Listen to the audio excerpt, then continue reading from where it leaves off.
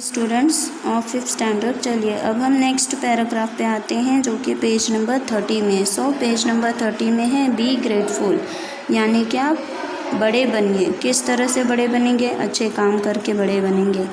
Habitually grateful people दोस्त for home gratitude is the way of life. हमेशा वही इंसान बड़ा होता है या बड़प्पन उसी में आता है जो ईमानदार होता है या लोगों की नज़र में उसकी ईमानदारी दिखती है। Are thankful for everything that life offers to them. अब वो लोग इसलिए ईमानदार होते हैं क्योंकि वो लोग हमको जो चीज़ें हमें मिली है उससे खुश रहते हैं। Grateful people notice the light in darkness. और जो शुक्रिया अदा करने वाले लोग होते हैं या जो बड़प्पन जिनके अंदर झलकता है वो लोग हमेशा इस तरह से होते हैं जैसे अंधेरे में रोशनी का काम करते हैं। Joy and purpose in sorrow. और लोगों में खुशियाँ बांटते हैं और खुशियों को दुखों का कारण जो है वो खुशियों में तब्दील करते हैं। People who have mastered the attitude of gratitude see opportunity even in those most difficult moments in life in which we feel abandoned।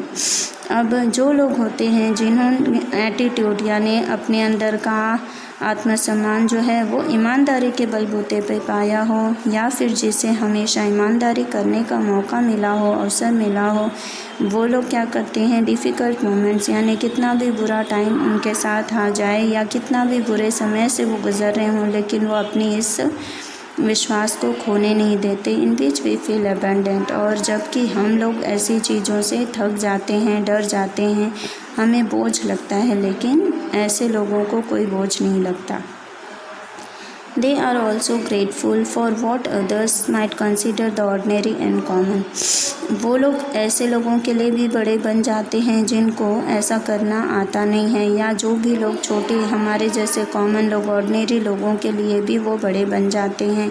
और कॉमन लोगों के लिए भी, कॉमन मतलब जैसे कि जिनको बस अपने कमाने खाने से मतलब हो, that which is so easily taken for granted. और ऐसे ही लोग जो कि कॉमन उनको कहा गया है जिन्होंने ईज़िली हर दिन कमाना खाना या जो चीज़ें मिली हैं उतने में खुश रहना, ऐसे लोगों को।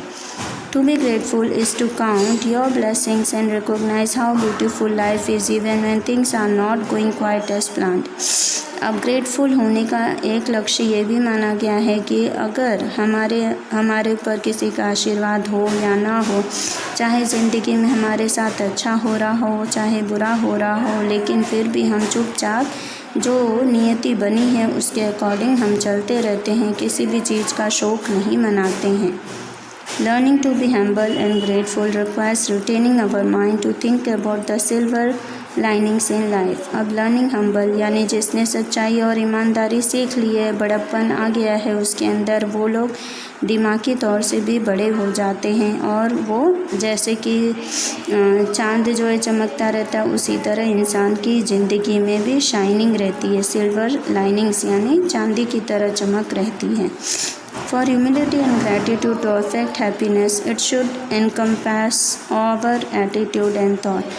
अब इंसानियत का पाठ या इंसानियत जागरूकता का पाठ पढ़ने के लिए हमें खुश रहना बहुत ज़रूरी है। जो खुश रहता है मतलब वो इसके अंदर इंसानियत और आत्मसम्मान बना रहता है। It should encompass our attitude and thought। और इससे ही हमारे अंदर का जो एटीट्यूड है या जो हमारी सोच है उसको पॉजिटिव मिलती है, यानी अच्छी सोच, अच्छा विकास, ये पाठ सीख लेता है वो इंसान जो कि ग्रेटफुल होता है। तो ये हो गया आपका चैप्टर का दी एंड।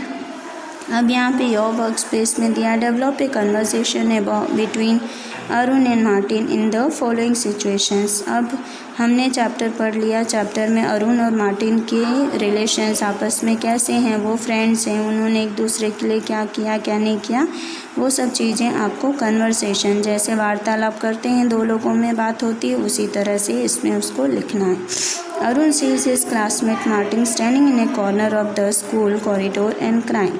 ये वही वाला सीन है जो हमने चैप्टर के स्टार्ट में पढ़ा था कि अरुण ने अपने क्लासमेट मार्टिन को देखा था कि वो दरवाजे के बाहर कॉरिडोर में खड़ा है और वो रो रहा है। तो अभी इन दोनों के बीच में कन्वर्सेशन हो रही है। अरुण ने पहले पूछा वाई आर यू क्राइंग, तो मार्टिन क्या जवाब देगा यह हमने चैप्टर में पढ़ा है। तो आप लोगों को वो चैप्टर के अकॉर्डिंग इसमें कन्वर्सेशन दोनों की जो बातचीत चल रही थी वो लिखनी है आपको खुद ही। So thank you students.